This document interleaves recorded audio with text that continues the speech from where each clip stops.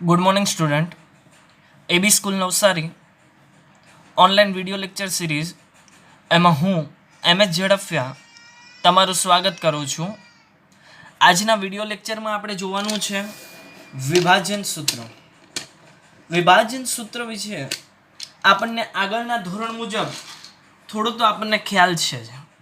તમે આગળ ધોરણ 11માં પણ ચેપ્ટર નંબર 12 એમાં વિભાજન સૂત્રનો અભ્યાસ આપણે કર્યો હતો.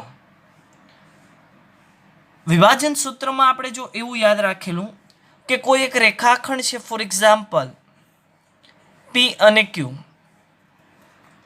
આનું વિભાજન કરે છે કોઈ બિંદુ આર. કયા ગુણોત્તરમાં? ફોર એક્ઝામ્પલ એમ જેમ એન ગુણોત્તરમાં.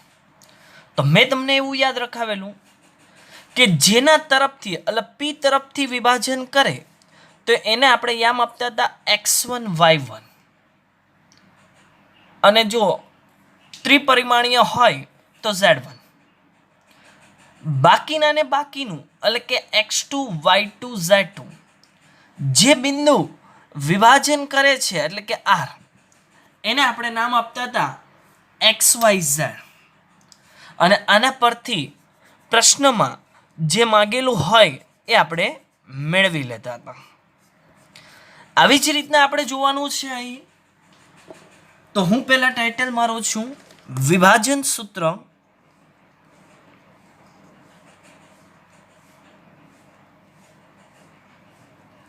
વિભાજન સૂત્ર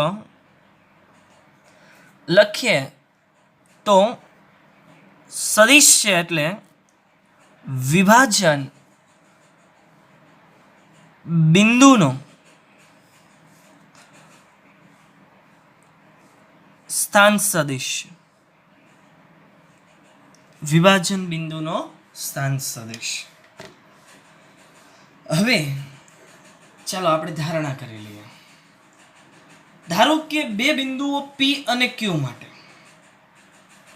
ધારો કે બે બિંદુઓ હું અહીંયા લખું છું.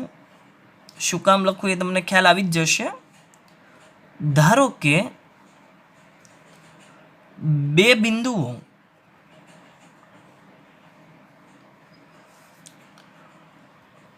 પી અને ક્યુ લ્યો.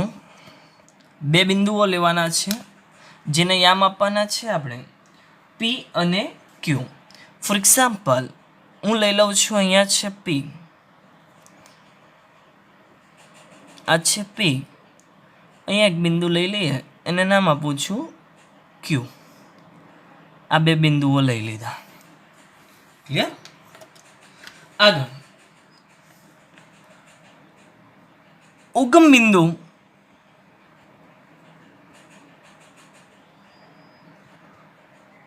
ને સાપેક્ષ તેમના સ્થાન સદિશ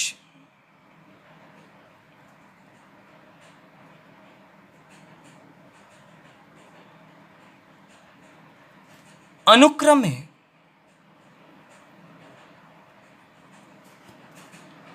ઓપી અને ઓક્યુ દ્વારા દર્શાવ્યા છે. એટલે અહીંયા છે ફોર એક્ઝામ્પલ ઉગમ બિંદુ, એને ના ઓ આપી દઈએ ઉગમ બિંદુ. આના સ્થાન સદિશ ઓપી અને ઓક્યુ, એટલે આ છે ઓપી,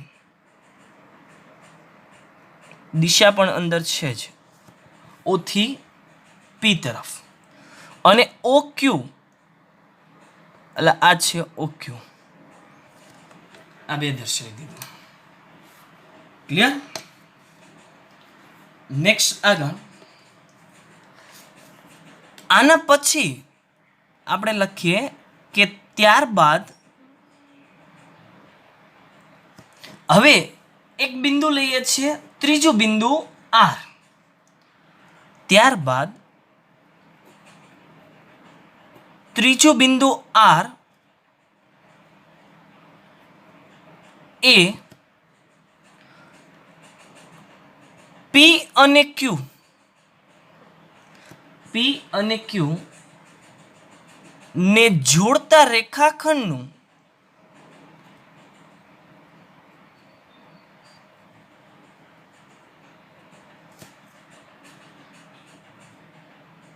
એટલે કે પીક્યુ રેખાખંડ ને, પી અને ક્યુ ને જોડતો રેખાખંડ એટલે કે પીક્યુ રેખાખંડનું એમ જેમ એન, લેમડા જેમ 1, તમે કોઈ પણ ગુણોત્તર લઈ શકો છો. ગુણોત્તરમાં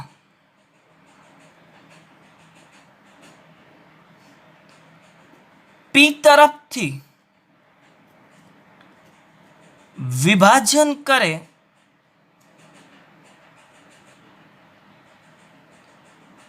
તો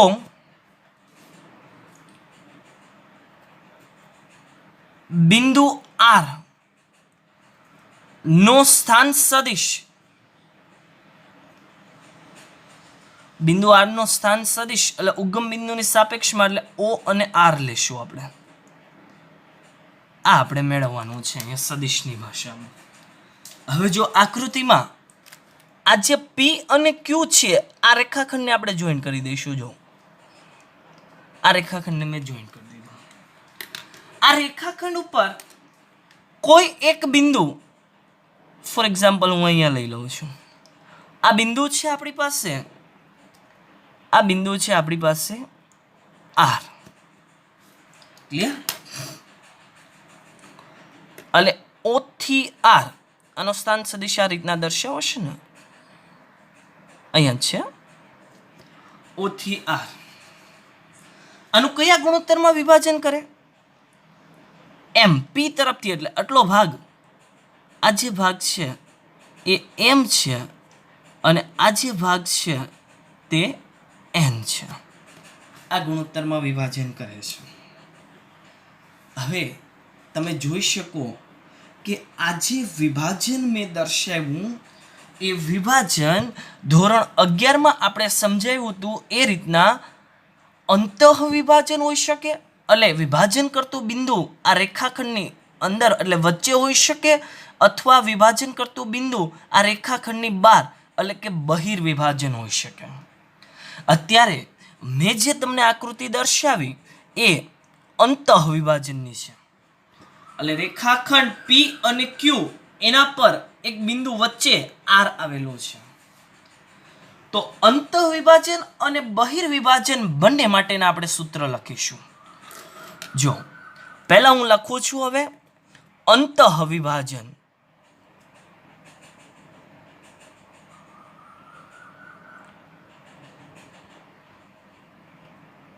અંતઃ વિભાજન ધોરણ 11માં જે રીતના આપણે યાદ રાખ્યું હતું એ રીતના યાદ રાખીએ તો પી તરફથી છે, પી તરફથી, તો એને આપણે યામ આપી દઈએ x1 y1 z1. બાકીના ને બાકીનું એટલે કે x2 y2 અને z2 જે બિંદુ વિભાજન કરે છે ને યામ x y અને z આવી રીતના આપતા હતા આપણે. હવે અહીંયા સદિશ છે તો આ રીતના તમે સદિશમાં પણ લખી શકો, અને કોઈ સદિશની તમારે ધારણા કરવી હોય તો તમે ધારણા પણ કરી શકો છો. આ સદિશને ધારો કે ઓ પી જે સદિશ છે અને સદિશને હું ધારણા કરું કે એ સદિશ છે અને આ જે સદિશ છે એ બી સદિશ છે. ક્લિયર? હું બંને રીતના તમને સૂત્ર સમજાવી દઉં છું એટલે મગજમાં કોઈ કન્ફ્યુઝન જ ના રહે. હવે જો આના અંતઃ વિભાજનનું આપણે સૂત્ર લખીએ તો ઓ આર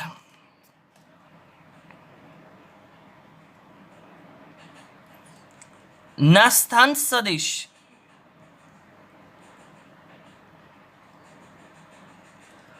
બરાબર ઓઆર ના સ્થાન સદિશ બરાબર એમ બી બાર પ્લસ એન એ બાર અથવા એ સદિશ અને એના છેદમાં એમ પ્લસ એન. ક્લિયર? આ રીતના રહેશે. ખાસ ધ્યાન રાખજો, અંતઃવિભાજન છે, અંતઃવિભાજન અને આ નિશાની છે અહીંયા પ્લસની નિશાની, અંતઃવિભાજન છે એટલા માટે. ક્લિયર? અથવા હવે જો આપણે 11માં યાદ રાખતા હતા એના જેવું હું સૂત્ર લખું તો અથવા 11માં રિલેટેડ એટલે કે ચલ સ્વરૂપ આપણે લખી દઈએ તો આપણે લખતા હતા 11માં mx2 પ્લસ nx1 એના છેદમાં m plus n, m y2 plus n y1 એના છેદમાં m પ્લસ n. અને જો ઝેડ આપણી પાસે ચલ હોય તો આ જ પેટર્ન ઝેડને અનુસરવાની, mz2 પ્લસ nz1 એના છેદમાં m પ્લસ n. એટલે આ સૂત્ર બન્યું જે આપણે યાદ રાખીશું. ક્લિયર? અંતઃવિભાજન માટે. નેક્સ્ટ બહિર્વિભાજન માટે. બહિર્વિભાજન માટે જો આપણે ધારણા કરી દઈએ હવે તો ધારો કે આપણી પાસે એક બિંદુ P એ અહીંયા છે અને Q બિંદુ છે એ અહીંયા છે. ઉગમ બિંદુ O અહીંયા છે. આમ બધા એક સરખા જ છે અને આનો સ્થાન સદિશ એટલે આ રીતના આગળ જે રીતના મેં દર્શાવ્યું છે એ રીતના હું દર્શાવી દઉં છું. આ બંનેને જોડતો રેખાખંડ એટલે આ રેખાખંડ થયો. હવે વિભાજન કરતું બિંદુ છે એ આપણી પાસે 12 છે એટલે બહિર્વિભાજન એટલે વિભાજન કરતું બિંદુ છે એ બિંદુ આપણી પાસે R અહીં છે, આ R છે. ક્લિયર? હવે આનો રેશિયો જો હું દર્શાવું તો P થી લઈ R સુધી આ M બને અને Q થી R આપણો N રેશિયો બનવાનો છે આગળ જે લખ્યો છે. હવે જો આનો સ્થાન સદિશ આગળ મુજબ લખીએ તો આ બને OR. એટલે આગળ જેમ દર્શાવવું એમ આ સદિશ આપણી પાસે A છે, આ સદિશ આપણી પાસે B છે અને ORના સ્થાન સદિશ આપણે મેળવવાના છે. આને હું 2 નંબર આપી દઉં કેમ કે હું 2 નંબર કરીને સૂત્રમાં લખીશ બહિર્વિભાજન એટલે એ બહિર્વિભાજન માટે છે. તો 2 નંબરનું સૂત્ર આપણે લખી દઉં જો અહીંયા હું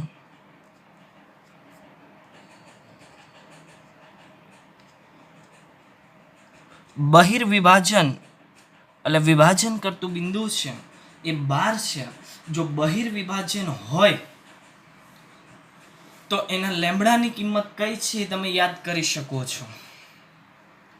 બહિર્વિભાજન માટે આપણે બહિર્વિભાજનમાં 2 પ્રકાર મેં તમને આનાથી પણ ડીપમાં સમજાવ્યું કે એ બિંદુ ક્યાં તો ડાબી બાજુ હોઈ શકે ક્યાં તો અહીંયા જમણી બાજુ પણ હોઈ શકે. અહીંયા આપણે એક જ જોવાનું છે એવું કોઈ આપેલું નથી. તો લેમ્બડાની કિંમત આપણે માઇનસ લખતા હતા. લેમ્બડાની કિંમત જો માઇનસ હોય તો અહીંયા વચ્ચે જે નિશાની બનવાની છે એ નિશાની આપણી કઈ બનશે? માઇનસ નિશાની બનશે. કઈ બનશે? માઇનસ નિશાની. સૂત્ર જે ઉપર લખ્યું છે તે સેમ ટુ સેમ જ રહેશે.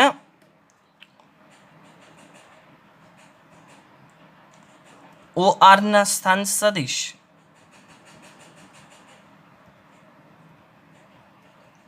બરાબર MB સદિશ પ્લસ N ઇન્ટુ A સદિશ એના છેદમાં M માઇનસ N.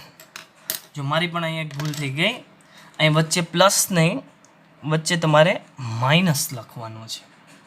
ક્લિયર? આ વચ્ચે શું લખશું? માઇનસ. એટલે બહિર્વિભાજનનું જે સૂત્ર છે એને આપણે યાદ રાખીશું. બહિર્વિભાજન આવે તો સૂત્રમાં વચ્ચે માઇનસ લખીશું અને પહેલામાં પ્લસ લખીશું આપણે. આ જ રીતના તમે યામ મુજબ લખી શકો છો. તો એનું જો સૂત્ર હું દર્શાવું તો એના માટેનું સૂત્ર જો હું અહીંયા લખી દઉં છું, અથવા આપણે એક લખ્યું તે સૂત્ર, અથવા ચલ સ્વરૂપ લખીએ તો m x2 minus n x1 એના છેદમાં m minus n m y2 minus n y1 એના છેદમાં m minus n m z2 minus n z1 એના છેદમાં m માઇનસ n. આ સૂત્ર બનશે. એટલે આ બંને સૂત્ર આપણે યાદ રાખવાના છે. ક્લિયર? આ થયું વિભાજન સૂત્ર. હવે અમુક પોઈન્ટ હું તમને નોટ કરીને લખાવું છું, જેમાં તમને ખ્યાલ જ છે રેખાખંડનું મધ્યબિંદુ, ત્રિકોણનું મધ્ય કેન્દ્ર, જેના માટે હું તમને નોટ કરીને લખાવી રહ્યો છું. ચાલો નોટ કરીને એક પોઈન્ટ લખી દઉં. નોટ કરીને પહેલો પોઈન્ટ લખશું આપણે. 1 નંબર, જો આ વિભાજન બિંદુ R છે એ રેખાખંડ PQ નું જો મધ્ય બિંદુ હોય તો આપણે જે ગુણોત્તર લીધો છે m અને n આ બંને સરખા હોય. મધ્ય બિંદુ હોય તો બંને કેવા હોવાના છે? એક સરખા જ બંને બાજુના ભાગ હોવાના છે. તો m બરાબર n થાય. તો એના માટે જો હું અહીંયા લખી દઉં કે જો R એ રેખાખંડ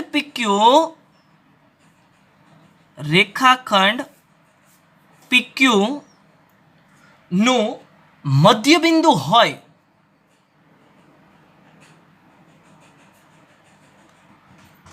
તો m બરાબર n થાય. થશે? તો રેખાખંડ મધ્યબિંદુ R ના જો આપણે સ્થાન સદિશ લખવા હોય તો શું લખાય? તો અહીંયા લખું છું. હવે ઉગમ બિંદુની સાપેક્ષમાં જ આપણે લખવાનું છે. આગળ છે એ જ બધું સેમ જ રહેશે. તો OR ના સ્થાન સદિશ, OR ના સ્થાન સદિશ એટલે એનું સૂત્ર બનશે આપણી પાસે A સદિશ વત્તા B સદિશ. બે સદિશનો સરવાળો તો હવે તમને આવડે જ છે, અને ડિવાઈડ બાય આપણે એના છેદમાં કરતા હતા 2. એટલે આ રહેશે.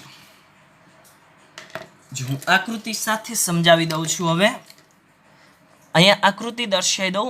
આ છે P, આ છે આપણી પાસે Q. આ બંનેને જોડતો એક રેખાખંડ PQ. આનું એક કોઈ બિંદુ છે R.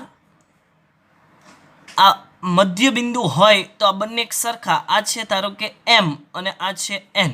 આગળ લખતા હતા એ મુજબ. તો આના સ્થાન સદિશ P ને આપણે નામ આપ્યું હતું x1 y1 z1. x1 y1 z1 અને અહીંયા x2 y2 z2. ક્લિયર? તો આના પરથી આનો સદિશની આપણે વાત કરી છે. સદિશની તો OP સદિશ વત્તા OQ સદિશ અને ડિવાઈડ બાય 2 તમારે કરવા પડે. હવે આપણે જે 11માં રિલેટેડ જે સૂત્ર યાદ રાખ્યું એ પ્રમાણે જો તમારે લખવું હોય તો એ પ્રમાણે તમે આવી રીતના લખી શકો. એના ચલ મુજબ જે વિભાજન સૂત્રમાં મેં તમને લખતા શીખવાડ્યું એના મુજબ કે એક્સયામનો સરવાળો એટલે x1 વત્તા x2 ડિવાઈડ બાય 2, વાયામનો સરવાળો ડિવાઈડ બાય 2 અને ઝેડ યામનો સરવાળો ડિવાઈડ બાય 2. આ બંને એક જ છે. એટલે આપણે આગળ ભણતા હતા એ સૂત્ર છે અને આ સદિશની ભાષામાં સૂત્ર લખ્યું છે. એ જ રીતના આગળ પણ સેમ જ છે. ચલો ક્લિયર. નેક્સ્ટ આગળ બીજો પોઈન્ટ. આમાં આપણે યાદ રાખીશું બીજો પોઈન્ટ.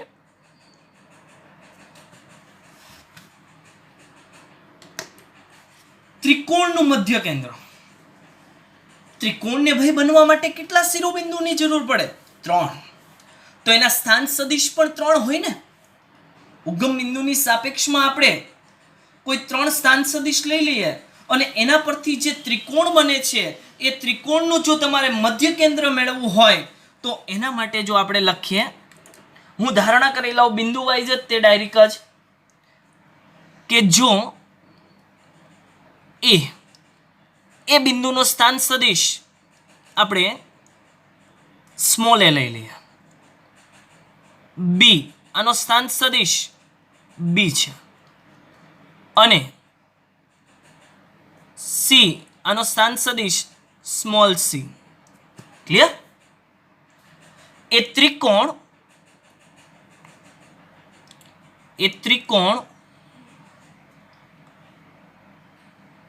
એબીસી ના શિરોબિંદુ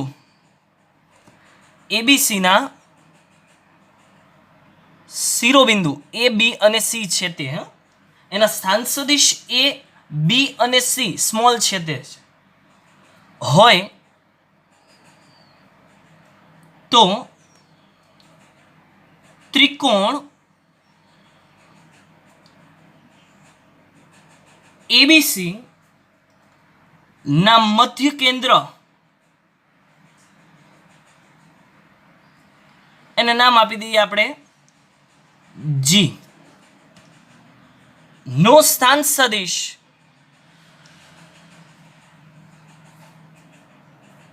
મધ્ય કેન્દ્રનો સ્થાન સદિશ. તો આના માટેનું સૂત્ર બનશે આપણી પાસે એ સદિશ વત્તા બી સદિશ વત્તા સી સદિશ અને એના છેદમાં અહીંયા લખવું પડશે 3. 3 સદિશ તો છેદમાં 3, 2 સદિશ તો છેદમાં 2 લખશું. 11માનું યાદ કરીએ તો 11માં રિલેટેડ આ સૂત્ર શું લખાતું હતું? 11માં રિલેટેડ જો આ સૂત્રને હું યાદ કરું અથવા હવે 11માં રિલેટેડ લખું છું તો અહીંયા આપણે એવું માની લઈએ છીએ કે આ એ છે એ શિરોબિંદુના યામ x1 y1 z1 છે. આના યામ x2 y2 અને z2 અને આના યામ છે x3 y3 અને z3. આવું હું નામ આપી દઉં છું. આના પરથી જો બિંદુ સ્વરૂપ 11માં રિલેટેડ લખીએ x યામનો સરવાળો x1 plus x2 plus x3 divide by 3, y યામનો સરવાળો y1 plus y2 plus y3 divide by 3 અને z યામનો સરવાળો z1 plus z2 plus z3 અને ડિવાઈડ બાય 3. એટલે આ એના યામ રહેશે. મારા ખ્યાલે અહીંયા સુધી ક્લિયર થઈ ગયું તમારે. હવે હું એક ઉદાહરણ લઈ લઉં તો વધારે તમને ખ્યાલ આવી જશે. તો આપણે એક ઉદાહરણ લઈ લઈએ. નેક્સ્ટ હું એક ઉદાહરણ લઈ રહ્યો છું.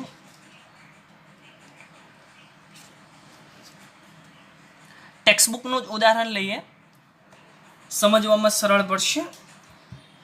ચાલો ટેક્સ્ટબુકનું જ એક ઉદાહરણ લઈ લઈએ. ઉદાહરણ નંબર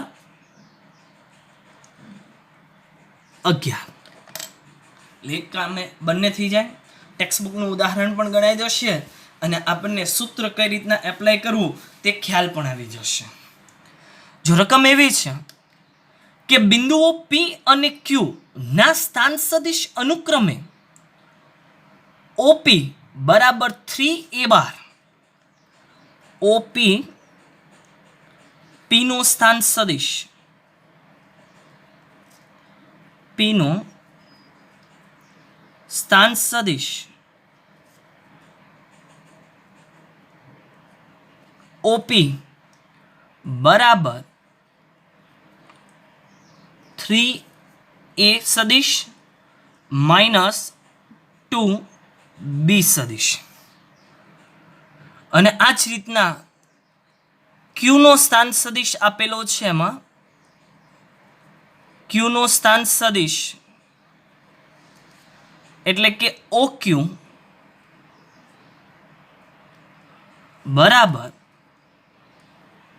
એ સદિશ વત્તા બી સદિશ, એટલે બે સદિશના સરવાળામાં એકનો સ્થાન સદિશ આપણને આપી દીધેલો છે.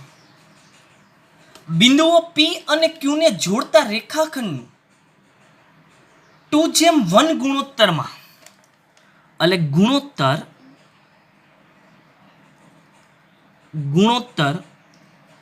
m/n બરાબર 2:1, m/n બરાબર 2:1. એટલે આપણે શું સમજીએ કે ભાઈ m બરાબર આપણે 2 લેવાના છે અને n બરાબર આપણે 1 લેવાના છે. ઓકે, નેક્સ્ટ, અંતઃ વિભાજન અને બહિર્વિભાજન કરતા બિંદુ આર ના સ્થાન સદિશ મેળવો.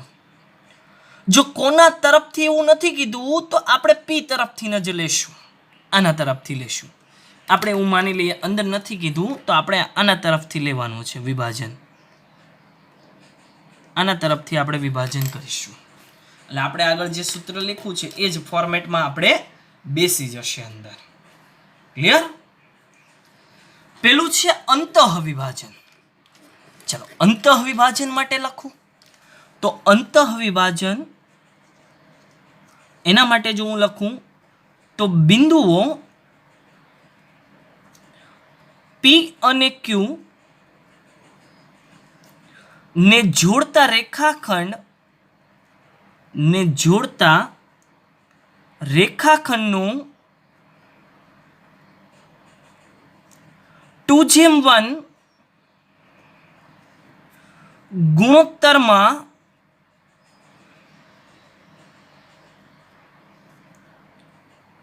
અંતઃ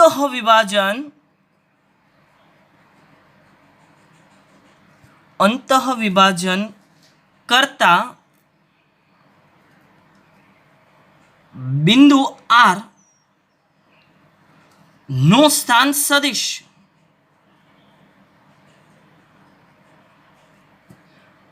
હજુ આમાં આઈ કેરેટ જે કેરેટ એવું નથી, નહીં તો આપણે હમણાં x1 y1 z1 માં આપણે કન્વર્ટ કરી દેત. બરાબર? તો આના માટે આપણો સ્થાન સદિશનું સૂત્ર બનશે OR, આ સ્થાન સદિશ છે બરાબર m ઇન્ટુ બી બાર લખ્યું હતું આપણે, એટલે બી સદિશ. તો આમાં તો આ સદિશને જ એને એ અને બી નામે પૂછો, આપણે આ જ રાખીએ ને. તો આના માટે લખું છું OQ પ્લસ અંતઃવિભાજન એટલે વચ્ચે પ્લસ n ઇન્ટુ OP અને છેદમાં m પ્લસ n. મૂકો કિંમત, m ની કિંમત છે ભાઈ 2, OQ ની કિંમત છે એ સદિશ અને બી સદિશનો સરવાળો, વચ્ચે પ્લસ n ની કિંમત છે 1.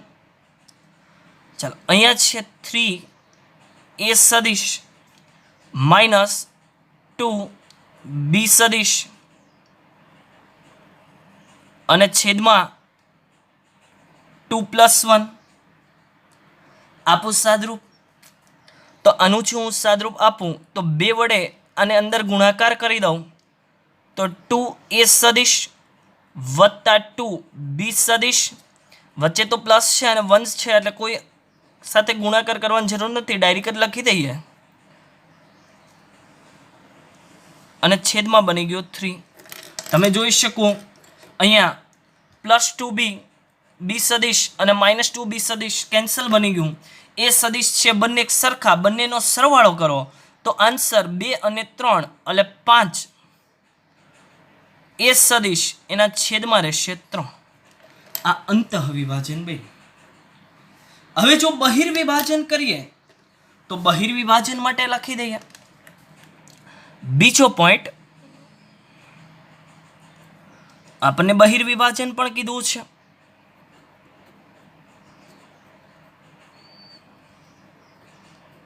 બહિર્વિભાજન પેટર્ન એની એ જ, અંતઃવિભાજન છે એની જગ્યાએ બહિર્વિભાજન થઈ ગયું.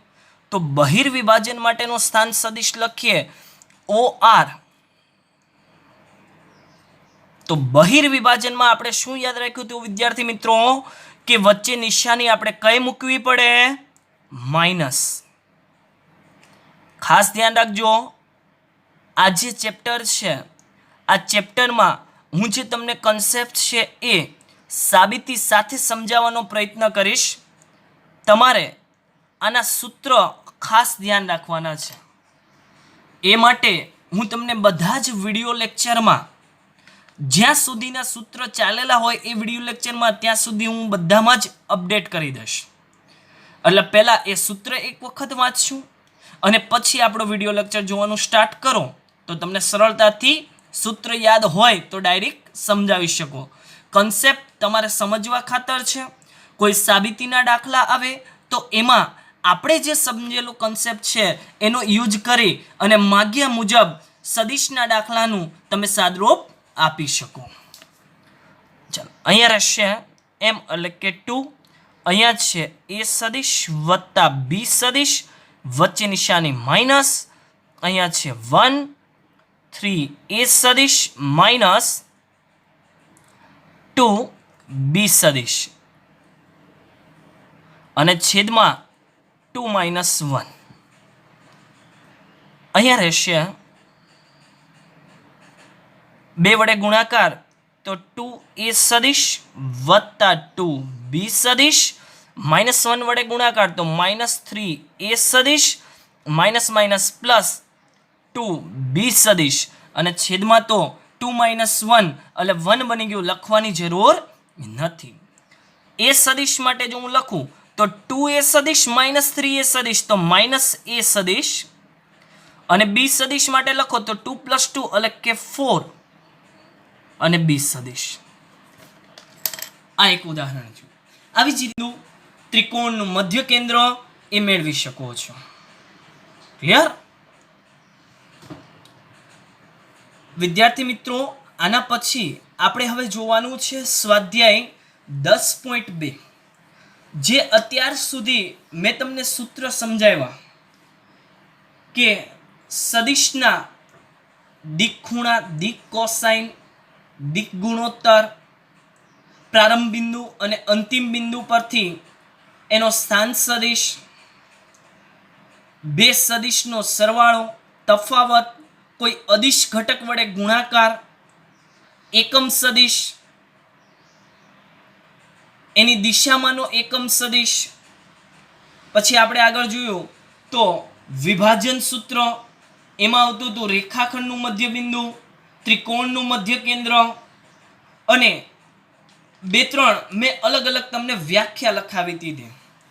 આ આટલા ટોપિકના રિલેટેડ આપણે આગળ જોવાનું છે સ્વાધ્યાય 10.2, જે આપણે નેક્સ્ટ વિડીયો લેક્ચરમાં જોઈશું.